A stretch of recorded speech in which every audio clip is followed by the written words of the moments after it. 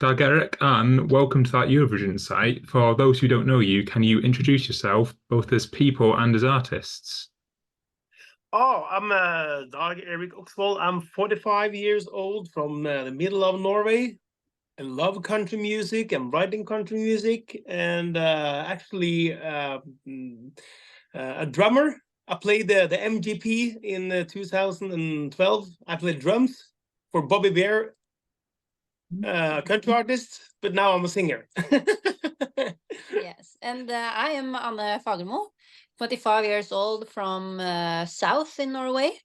And yeah, love country music and are happy to be here in Trondheim with Dag Erik on MGP.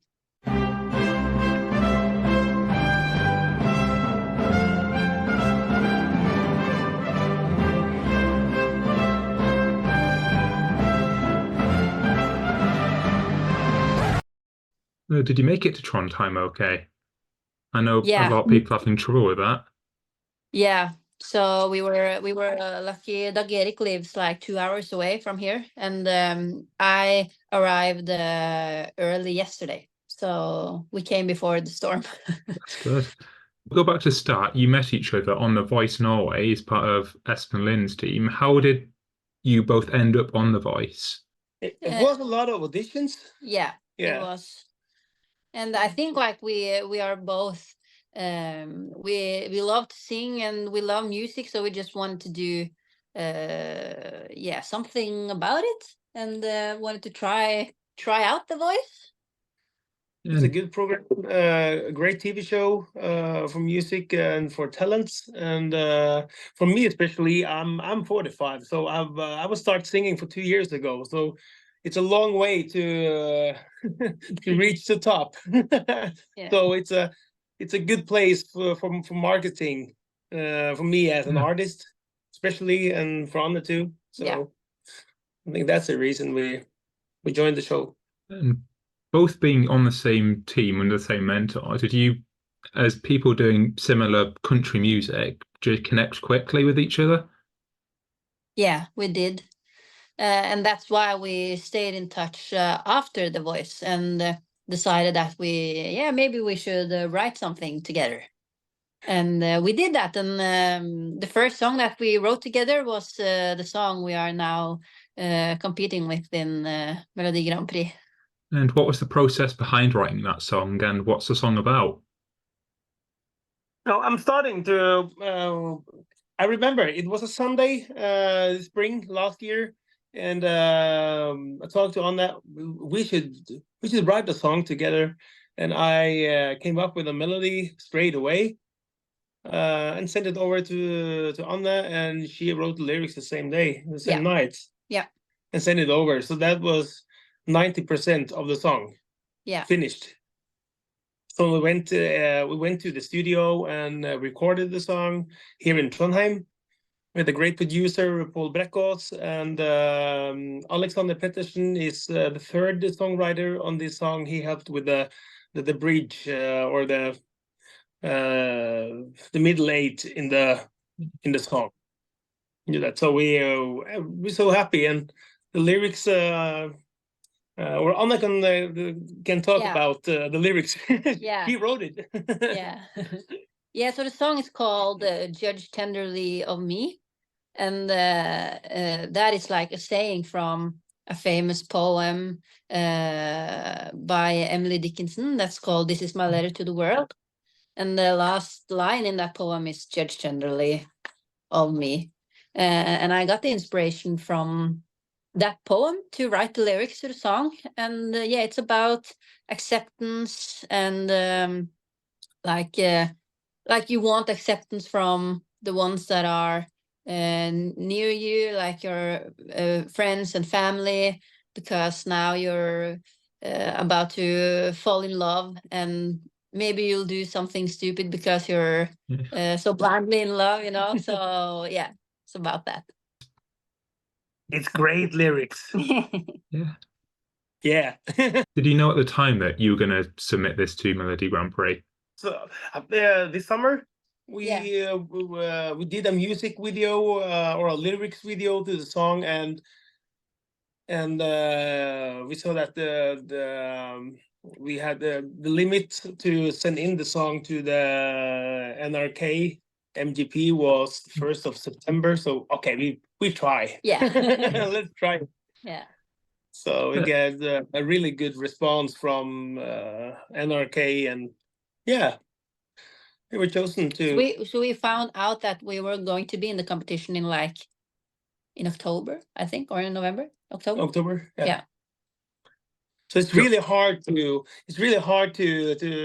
keep it secret. Yeah. Because we're really glad that we were chosen to join the Melodi Grand Prix. So it was hard that these months to don't say anything to friends and family, and Yeah. it was a So surprise. even your family didn't know. Yeah, some of our family did know. Yeah, Like closest family. Yeah, the did know. closest. And something just came to mind for me. Your coach, Espen Lind, the year before you were on The Voice, he coached Alessandra, who obviously won last year, went on to have massive success. Did he point you in the direction of MGP at all? No. No, we didn't talk. But he should actually be a mentor in the MGP. Yeah. No, he didn't. He was quite surprised as well, actually, because we sent the song to him before we joined the MGP, and he said, "Wow, it's a great song." Yeah. Well, that's all. But that was before we knew that the song is competing. Yeah. I could sort of see why he's surprised, because country music, it's rare that it gets to a stage like this. I know from a Eurovision perspective, there's only been a couple in the last 5 years. Yeah. So why do you think that we don't see as much country music? I think it's not connected with MGP, first of all, because I think it's everybody who is talking about MGP is okay. It's that kind of music, because you need a show, you need glam, you need a lot of things. People think that like that, or country music artists think like that, I guess. Yeah, I think they associate MGP with very pop music, and it's a big show and dancers and so I think it's hard for artists who make country music to see themselves in that competition. But I think we need more of that. Do you think that it can be an advantage that there's, with being so rare in the competition, it sort of stands out by default, and you don't have to try and get all these fireworks to stand out? You can just give your true self and you'll stand out by default. Yeah. And we think that is the reason that we went to the final as well, because it's only the song, it's about the story, and many people likes that too. Yeah. Especially in a heat with many acts. There are it's a lot of things going on with a robot and many things, and a high tempo. Up tempo, up tempo. So I think it's we reach the people who love only a great song. It's actually a songwriter competition. So yeah. And what was your first reaction to on the stage being told that you were going to Trondheim? We were really surprised, actually, really because surprised, and it's great songs in that heat. In every heat, it's only good songs. So we were surprised, but we were hoping for it, but we didn't expect it. We were at all. Really happy. Obviously, you've already performed in the semi-final, and we've seen what your staging looked like. What was the vision behind how you presented yourself? I think we wanted to be what is called? we need another mood. We wanted it to be elegant. Yeah, And because we wanted it to match the song, so we didn't want like and the story. the story. Yeah. So yeah, we didn't want like so It's not a song with for dancers actually. So it's really true. The act we are. Yeah, and it's really about like we telling the story of the song. So we use more lights to keep the right mood in the song for the people who are listen to our song in all over Norway. So and we hope we can do that. We can do the same now in the final on Saturday. So yeah, Are you making any changes for the final, or are you sticking with what got you there in the first place? We're gonna steal Rob. No. We're gonna take him with us on the stage. No. It's gonna be the same. I think the stage is a little bit bigger and it's more lights, of course, because it's more room for that. Yeah.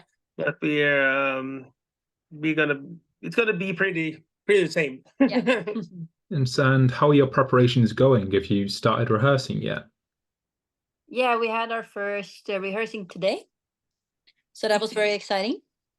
And we're gonna do some things tomorrow. And so it's a lot.